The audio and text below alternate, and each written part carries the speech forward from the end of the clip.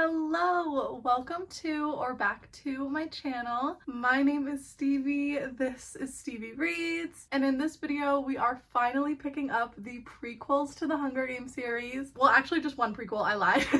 The Ballad of Songbirds and Snakes by Suzanne Collins. I've mentioned it in a video before that I wasn't interested in picking this up when it originally came out because I love the original Hunger Games trilogy so much. I read these books in middle school when the movies were coming out, and then I think I even reread them in high school. Hunger Games, Catching Fire, Mockingjay, they really started a revolution of YA dystopian novels. Like, everybody wanted to be her, but nobody could compare. These were so fucking amazing. And obviously the villain in the story is President Snow. So when I heard that he was the main character of this novel, I was like, ew, I don't care to read a book about President Snow. Like, he's the worst, whatever. I didn't even see the movie when it came out. I never even watched a trailer or anything. Like, I'm actually surprised that I haven't been spoiled on this story yet, but apparently I'm just not on that side of like Instagram or anything, and I don't know what happens. I mean, I have some theories, but we're gonna find out. And what changed my mind on wanting to pick it up was Sunrise on the Reaping coming out, this being the second prequel, but we're following Haymitch and his Hunger Games. He was in the 50th annual Hunger Games. Oh my god, I'm so excited to pick up this book next month. But before I get to read Sunrise on the Reaping, I just really need to pick up The Ballad of Songbirds and Snakes, which I've heard a lot of good things about. There are some people who prefer this one to Sunrise, so who knows? But this year in 2025, I have been doing some YA rereads. Reread the Cruel Prince series and the duology that follows it. I also just reread all of the Twilight books, including Midnight Sun. I'm already missing that series. Honestly, that was everything. Clearly because I'm still repping my Edward shirt, but for that series specifically, I just read one book a month, which was really nice because I still remembered everything when I would pick up the next book, but I didn't get burnt out on reading it. So I want to do the same with the Hunger Games. We're picking up the first one in September, Sunrise in October, and we will finish off the year with a reread of the Hunger Games trilogy. When I read this, I didn't annotate, so I want to like fully write in these books, use tabs and highlight and just do everything. But November, December, January, we can just have a ball rereading and finally getting to the prequels of this story. And yeah, I just love the original three books so much. Like, really one of the series that got me into reading, including Twilight, but those are the three I always mention, is Twilight, The Hunger Games, and Shatter Me. Like, those three YA series made me realize like reading is so much fucking fun. Anyway, long enough intro. I want to read the synopsis really quick so I can summarize for you where we're gonna start in the story. Okay, interesting. Coriolanus Snow is 18 in this story, and he is a mentor in the games, and his family has recently fallen on hard times, so this is his opportunity to like bring up their reputation again. But he's tasked with the most humiliating tribute, being the female tribute from District 12, the lowest of the low. Inside the arena, it will be a fight to the death. Outside the arena, he starts to feel for his doomed tribute and must weigh his need to follow the rules against his desire to survive no matter what it takes. That does sound really exciting. I mean, who knows if she will survive, but it makes sense that he has some history with a female tribute from District 12 because he immediately has beef with Katniss for no reason, and she probably reminds him of a certain someone. But we also always read the first line. Part 1 is The Mentor. Coriolanus released the fistful of cabbage into the pot of boiling water and swore that one day it would never pass his lips again. But this was not that day. He needed to eat a large bowl of the anemic stuff and drink every drop of broth to prevent his stomach from growling during the reaping ceremony.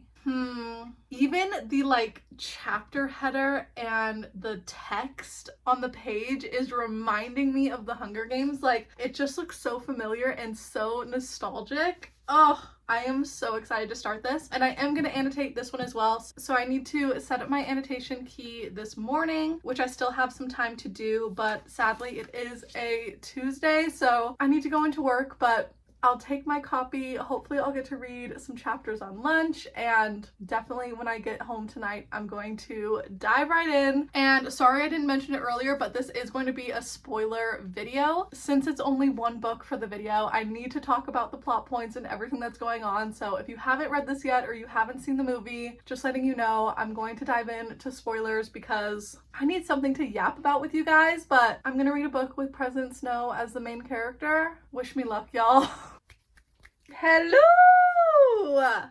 Good morning. A couple of days later, I'm on my period, so don't mind the breakouts happening right now. But I started this book and I am really enjoying it. I'm tabbing a lot more than I thought I was going to too, but I'm up to page 138, chapter 10, and I think that's like a fourth of the way through, or maybe a little bit over a fourth of the way. But this is kind of exactly what I expected, and also not really at all. We are set at the time of the 10th annual Hunger Games, and the games are a lot different in the beginning than what we know from the 75th Hunger Games, and the mentor situation is different because by the time it gets around to Katniss and Peeta, there are victors in their district who can mentor them and everything. But for the 10th games, that wasn't the case, and it was the capital children who were like the children of very influential families in the capital who were mentors. So Snow's family is still kind of at the top, but not really. He's like the lowest of the important people in the capital. He's an orphan because both of his parents died, and Tigress is his cousin. I didn't know that. Tigress in the books and the movies are kind of a smaller character. She doesn't really come into it until Mockingjay, and you know, she helps Katniss at the end to invade the capital by like housing them and stuff. And I thought she was just like a designer that faded out of fashion when she got older, but she is Snow's cousin, so that was insane and a big shock. And my opinion on Snow is, I don't know how to feel because I can't get out of my head how much I hate him. And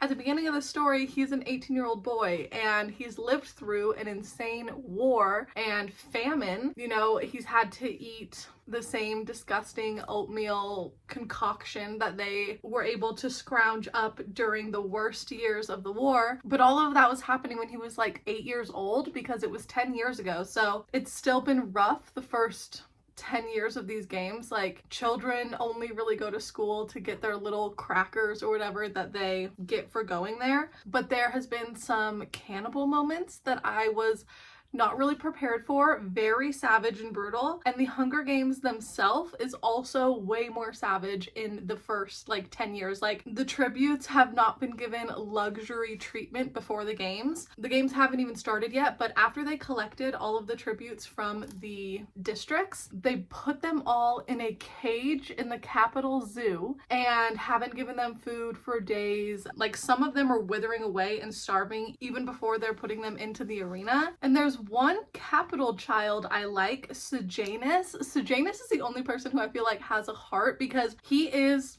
one of the most influential capital families. His tribute that he got assigned to, I think, is the boy from District 2, so like who everyone thinks is always going to be the winner. And he is very vocally saying like, this is fucked up. He wanted to trade Snow his tribute because his person that he's mentoring, he went to school with that kid when he was in District 2, because I think his family just like recently moved to the capital or something. So he's like, I know this kid and I can't be his mentor, and this is fucked up. Like, we're supposed to protect our children and we are throwing him in an arena. I don't know if I can find it. There was a quote I really loved where he was like, this whole Hunger Games thing is making me crazy.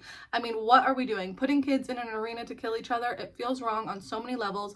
Animals protect their young, right? And so do we. We try to protect children. It's built into us as human beings. Who really wants to do this? It's unnatural. It's evil. It goes against everything I think is right in the world. I can't be part of it, especially not now with Marcus. I have to get out of it somehow. And he's actually feeling remorse, and he's telling this to Snow, and in Snow's brain, he's like, still wants his family to gain more of a reputation emotion because they're at risk of losing their capital apartment, and without that, it's really just Snow, Tigress, and their grandma. Like, their grandma doesn't have any income coming in, and with him being an orphan and 18, he's kind of the man of the house already and like has all of these expectations. So part of me feels for Snow. Like, I didn't think I was gonna say that. It is conflicting emotions for sure. And then obviously Lucy is a very big character as well. She is Snow's tribute, and their relationship is kind of whatever. Like, I'm not feeling the chemistry that they're trying to push on us. Like, they just held hands in the last chapter and it was like wanting to give Pride and Prejudice, but wasn't really. Like, I don't know. I think she's in such a fucked up position right now. Probably the last thing on her mind would be like this capital boy who's kind of cute. But anyway, pivoting, I feel like the biggest jaw-dropping moment was page 99 when one of the capital children was fucking with their tribute, like taunting a sandwich to them and showing it off in front of the cage and taking a bite and being like, ooh, this sandwich is so good.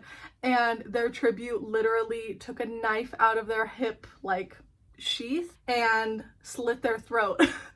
And fucking killed their mentor. Actually crazy. And it kind of reminded me of the Katniss moment when she fakes stabbing Haymitch with like the butter knife when she's all pissed after they get on the train and everything. I highlighted that line. I was like, damn, go off, girl. Because if I was a tribute, same, like, you have literally nothing to lose. You can go down with a fight, and if somebody's gonna taunt a sandwich in front of your face, just slit their throat. It kind of triggers Snow. Like, after that happens, he's like, the wash of blood, the whiz of bullets, the screams in the crowd all caused flashbacks to the worst moments of his childhood. Rebel boots pounding through the streets, he and the grandman pinned down by gunfire, dying bodies twitching around them, his mother on the bloodstained bed, the stampedes during the flood riots, the smashed faces, the moaning people. Yeah, sad. I put a heartbreaking tab because he did have a terrible upbringing. He's in a horrible position, like, and now the way he's thinking about Lucy, you know, he's developing a crush and he doesn't want her to die, but he also is a capital child, and like, I'm very conflicted. Snow is very conflicted.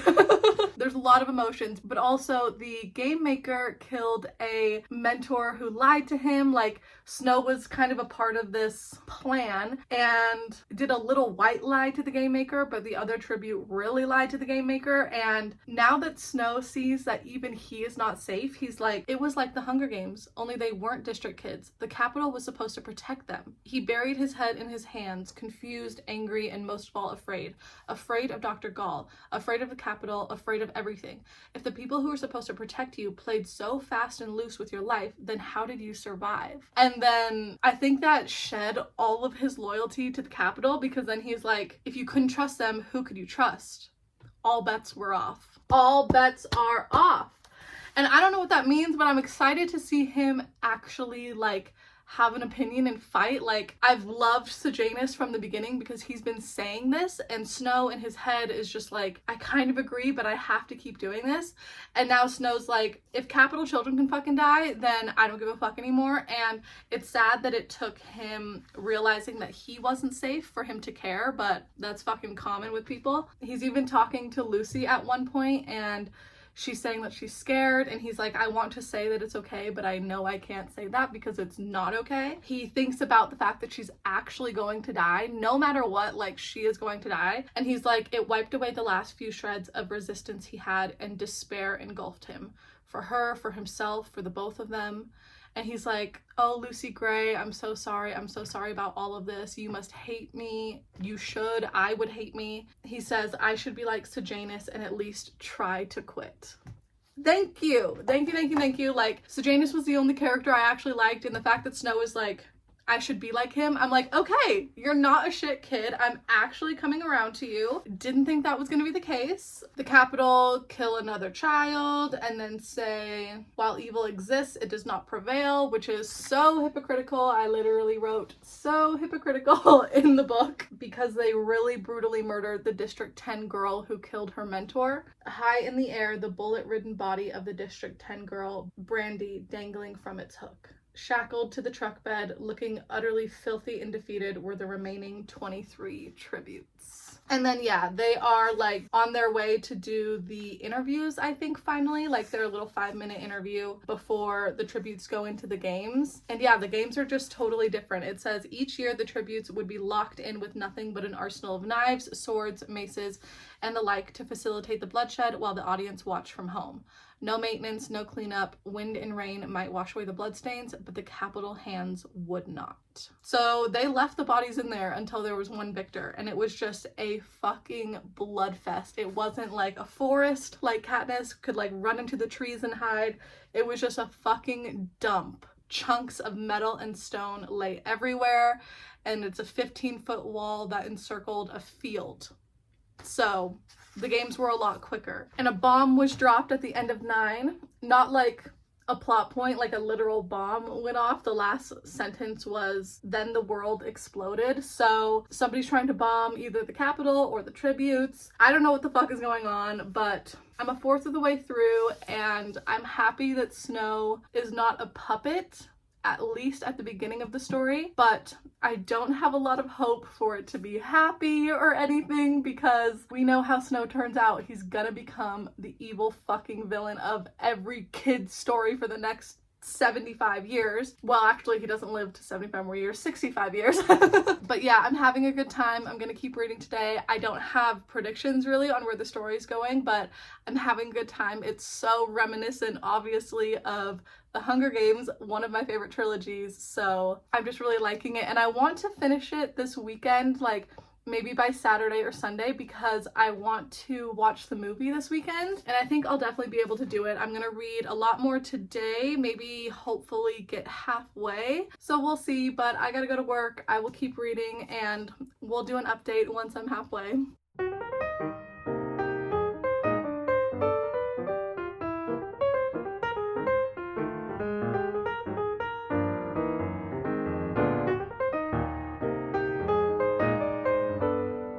Hello! It is Saturday afternoon. I just filmed an unhaul, and I figured while I'm like all set up in the middle of the room and everything, that I would do an update for y'all, and I'm taking the thumbnail for this video right now too.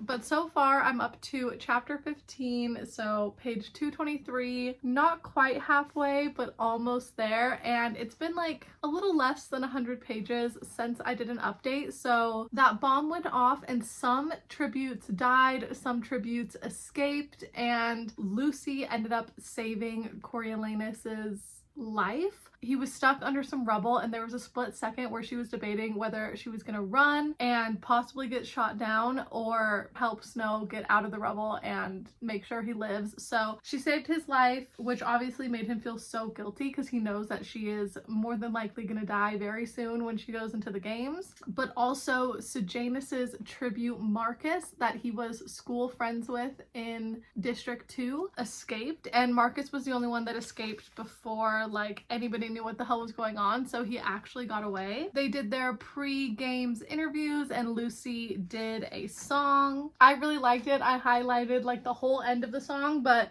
his reaction was ridiculous, and he just was like immediately jealous and upset, and I just put, what a big baby. Like, I am putting in the margins a lot when he's annoying. I'm saying a lot of ews. Like, almost everywhere I turn, there's a little ew where he just says something that's annoying. Like, I was starting to like him in the beginning, but I'm already getting annoyed with him, and I know that by the end he's just gonna be like turned into the evil villain. So, or there's a lot of grosses. Like, on this one page we have a gross and an ew.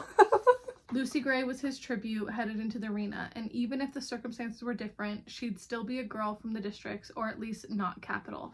A second-class citizen. Human, but bestial. Smart, perhaps, but not evolved. Part of a shapeless mass of unfortunate barbaric creatures that hovered on the periphery of his consciousness. He literally called her a second-class citizen.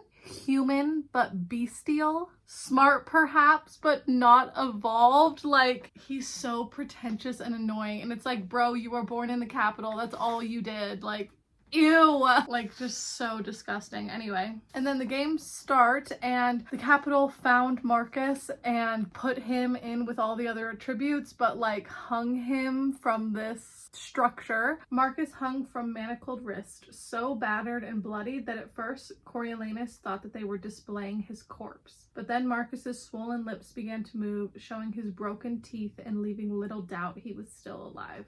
Ugh, disgusting. And when Marcus was, shown on the cameras that he was alive and in the games, but not very alive, and one of the tributes very swiftly took him out, Sejanus got up and was like, "Monsters, you're all monsters," and like left the room that all of the mentors were in and kind of ran away. And Snow's reaction was disgusting. He said, he's just thinking in his head, but he's like, this growing perception that they were great friends, that he was the confidant of this loose cannon from the districts, was beginning to worry him. Once again, another ew. I really should have had an ew tab, but then the tabs would have been insane. But yeah, I liked Snow for 0.2 seconds when he agreed with Sejanus and like saw Lucy as a person, but since the games have started, he is falling back into his role of the annoying Capitol, like whipping boy in a sense, like he just does whatever the Capitol wants. So the first day happens, Snow goes back home, and once he gets home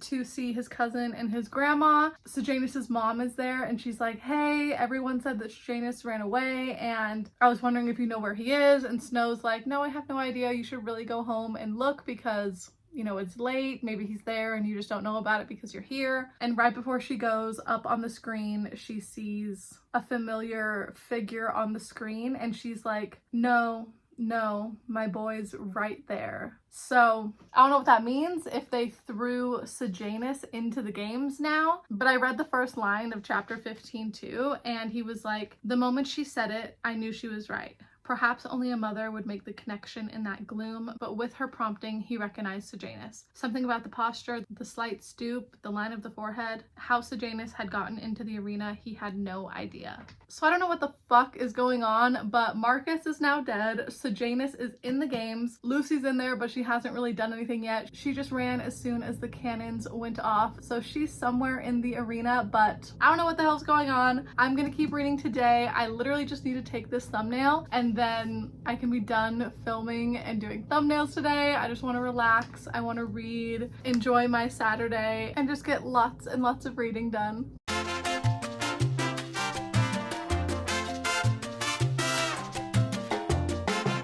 Okay, it is only the next day. It's Sunday afternoon, but I just finished this book because the ending was absolutely insane. I just had to keep reading, but I know yesterday my update was like even before the halfway mark, so a lot of things happened, but the middle of the book was kind of boring for me. The games went on, but we're not really connected to the tributes in this book since we're following Snow's story. Obviously, he really cares for Lucy, but all of the other tributes, like, I feel like every chapter it was like, okay, the 8th person is dead, the 9th person is dead, the 10th person is dead, and like, you didn't care about any of them. But after the games, Snow was sent to District 12 to be a peacekeeper because all of the little things he did to help Lucy while she was in there, the dean knew about it. So Lucy won the games, which I was pretty shocked about, but I also thought kind of made sense because like, her just dying in the games and him being mad about that was like a stupid reason for him to become like the evil villain that he is. So she won the games, she went back to District 12. He was sent to District 12 to be a peacekeeper, even though he wanted to like go to the academy and do all the things. And Sejanus actually followed him to District 12 because he just hated living in the capital and was like, Snow's out there, so I want to go out there. And once again, Sejanus was the only person from the capital with a heart. He goes out to District 12 and he's like, I didn't really think this through being a peacekeeper. Like, if it came down to it, I'm not going to be able to shoot these people. Of course they're angry that their life is terrible. We put them in this position kind of thing. And Sejanus sides with the rebels, and Snow is in on it, but only partly. He loves Lucy. Well, we'll put loves in quotation marks, like it was never really a pure kind of love, but he wants Lucy to be safe. He likes Sejanus enough, but he also sabotaged Sejanus and like recorded their conversation with the Jabberjay and sent it to Dr. Gall. So Coriolanus killed Sejanus, basically, because the capital found out that Sejanus was allying with the rebels and hung him in the public square. And nobody really knows why Sejanus was executed, but just that he was a traitor. But Snow obviously knows it was because of what he did. And that is really where all of my empathy or any kind of like warm feelings that I had for Snow completely vanished. Like when he betrayed his one and only friend Sejanus, he betrayed the rebels, he betrayed Lucy. Like when all of that happened, I was so pissed off. But then he gets really jealous about Lucy's ex Billy. He was more of a like jealous character than I really thought. He was very protective, not in a good way though. Like the way that he was talking about Lucy and referencing her, it was very much like she's my property and all of this stuff. Literally the amount of times that I wrote ew in this book is insane. Like so many things he was saying was pissing me off. But he gets really jealous one night when he's trying to catch Sejanus in the act, like working with the rebels. He sees him talking to Billy, and the mayor's daughter comes in and tries to break it up because she is like a love triangle thing with Billy, the mayor's daughter, and Lucy. All of this isn't really making sense anymore, but basically Snow killed Lucy's ex, and he's so paranoid because the murder weapon is still out there that he's gonna get caught, and he's like, I want to run away, and Lucy's like, I want to run away because I feel like I'm next. And they run away together. They go off into the woods. Immediately he is so pissed that he is running away and living in the woods. Like Lucy is very used to this, having lived in District 12, like scrounging up and living off of nothing, but he immediately is like, there's bugs everywhere and it's dirty out here and da da da da, like such a big baby. And then the ending, I really loved Lucy in the last couple of chapters. She finally puts together that Snow is responsible for Sejanus's death, and then they find the weapons in like the clearing where all of the District 12 people meet. And when they find the weapon, she's like, I'm gonna go look for something really quick, and like separates herself from Snow because she realizes that now that the weapons are there, he is no longer going to be team running away, and he's gonna go back, and his only loose end other than this weapon is Lucy. She's the only one who knows that he killed the mayor's daughter and everything. So shit is bananas. And she like leaves without telling him like, I'm running away from you. But then after a couple of minutes, he's like, she's hiding from me. And he literally is chasing her through the woods trying to kill her. Like that shit was fucking insane. And she just gets away. That's the ending. Like we don't really know the ending of Lucy's story. She just disappears into the woods. But Snow goes back to District 12 and a capital truck takes him back, and Dr. Gall decides at the end that he is going to be her new student, and happily ever after, I guess, for a fucking psychopath. Like he's so excited to be tutored under this insane doctor, and that was the fucking end. Like the second half of this book was such a trip, but I just had to keep reading because I was like, what the fuck is going on? But the beginning and the middle was, I'm not gonna say like a slog to get through, but it was kind of boring, especially the games. Like the Hunger Games in this book is so like low stakes, I guess. I just didn't feel invested in any of the tributes, which honestly they mark on at the end that like nobody in the district cares about these games because they don't have a stake in it. So then they come up with the thing of like whoever the victor is, that district is gonna get like money and food for the year and stuff. So anyway, side tangent, but yeah, like I don't know what I want to rate this book.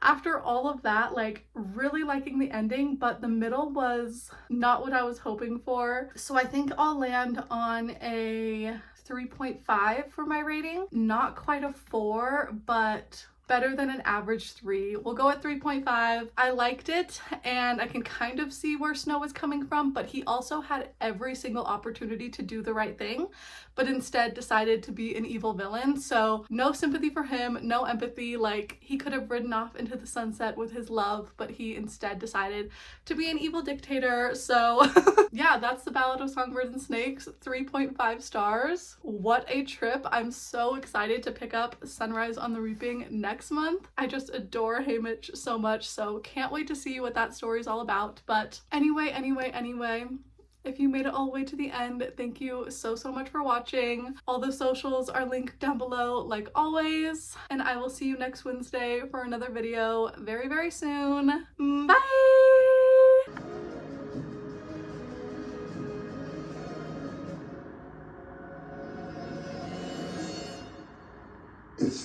things we love most that destroy us.